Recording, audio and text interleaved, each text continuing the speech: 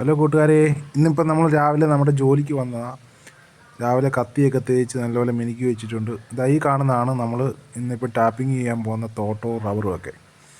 ഇതിപ്പോൾ നമ്മൾ കാണുന്ന പോലെയല്ല, ഇത് കുറേ ഉണ്ട്. ഇങ്ങനെ ഏക്കർ കണക്കിന് ഇങ്ങനെ കിടക്കുക. ഇതിങ്ങനെ നമ്മളിനി അങ്ങനെ മേളിൽ ചെല്ലണം നടന്ന് കുറച്ച് ദൂരം അങ്ങോട്ട് നടക്കാനുണ്ട്.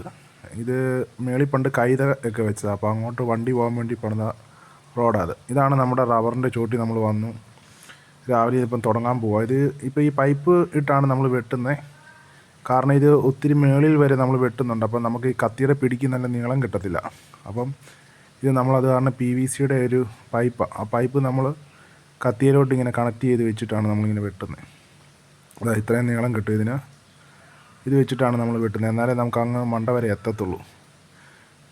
ഇപ്പം നമുക്ക് തുടങ്ങാൻ പോകാം. ഇപ്പം ഇതിപ്പോൾ ഇന്നലെ വൈകിട്ട് ഭയങ്കര മഴയായിരുന്നു. അത് കാരണം ഇതിനകത്ത് നിറച്ച് വെള്ളമോ അതെല്ലാം നമ്മൾ കളയണം. അല്ലെങ്കിൽ പിന്നെ റബ്ബർ പാൽ വീഴുമ്പോൾ അതിങ്ങനെ ഉറയായി പോവും.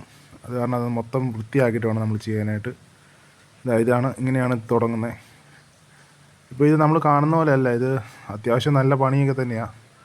ഈ റബ്ബറെന്ന് വെച്ച് കുറേ വർഷമായതാണ്. അത് കാരണം ഇത് നമ്മൾ സാധാരണ ചെറിയ റബ്ബർ വെട്ടുന്ന പോലെ അത്ര എളുപ്പമല്ല. ഇച്ചിരി പാടാണ് ഇത് നമ്മൾ വെട്ടിയെടുക്കാനായിട്ട്.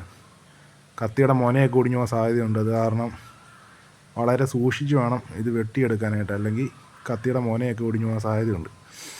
ഇതിപ്പം നമ്മൾ താഴത്തെ ഭാഗമാണ് വെട്ടിയേക്കുന്നത്. അപ്പം തന്നെ നല്ല രീതിയിൽ അത്യാവശ്യം നല്ലപോലെ കറ വരുന്നുണ്ട്. ഇത് മേളത്തെ ഭാഗം ഞാൻ മുമ്പേ പറഞ്ഞ പോലെ പൈപ്പ് ഇട്ടാണ് വെട്ടുന്നത്. ഇപ്പം മേളത്തെ ഭാഗം ഇപ്പം വെട്ടിക്കൊണ്ടിരിക്കുന്നത്. ഇത് വെട്ടിക്കഴിഞ്ഞിട്ട് ഇത് താഴെ വരെ വരണം, കറ വരാനായിട്ട് കുറേ സമയമെടുക്കും. ഇതിപ്പോൾ അത്രയും ലോങ്ങിൽ നിന്ന് വേണം ഇനി താഴെ വരെ ഇത് കറ വരാനായിട്ട്. ഇത് വന്നു കഴിഞ്ഞ് നമ്മൾ കുറച്ച് നേരം വെയിറ്റ് ചെയ്യണം റൗണ്ട് ഡ്യൂട്ടി, അല്ലെങ്കിൽ ഇത് നമ്മൾ പോയി കഴിയുമ്പോൾ വേറെ വഴിക്ക് പോകും. ഇപ്പം കറ വീണുകൊണ്ടിരിക്കുക.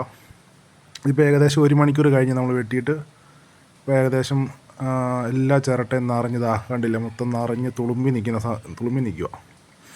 ഇനിയിപ്പോൾ നമ്മൾ സമയം കളയുന്നില്ല, ഇതെടുക്കാൻ പോവുക. കാരണം ഉച്ച കഴിഞ്ഞ് മഴയുള്ളതുകൊണ്ട് ഇനിയും വെച്ചുകൊണ്ടിരുന്ന് കഴിഞ്ഞാൽ പണിയാണ്. അതുകൊണ്ട് ചിരട്ടയൊക്കെ ഏകദേശം നല്ലപോലെ നിറഞ്ഞ് തുളുമ്പി നിൽക്കുക.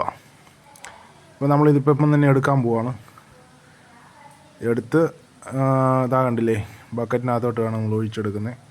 ഇപ്പം നല്ല കറയുള്ള സമയമാണ്, അതുകൊണ്ട് കണ്ടില്ലേ അത്യാവശ്യം നല്ല കറയാണ്. ഇനിയിപ്പോൾ ഇത് നമ്മൾ എടുത്ത് നിറഞ്ഞു കഴിഞ്ഞ് കുറ്റിയില്ലാതെ ഒഴിക്കും. ആ വീഡിയോ നമുക്ക് പിന്നീട് കാണിച്ചു തരാം. ഇതിപ്പം നമ്മളിപ്പോൾ എടുത്തുകൊണ്ടിരിക്കുക. അടുത്ത വീഡിയോയിൽ കാണിച്ചു തരാം കേട്ടോ. Okay, by.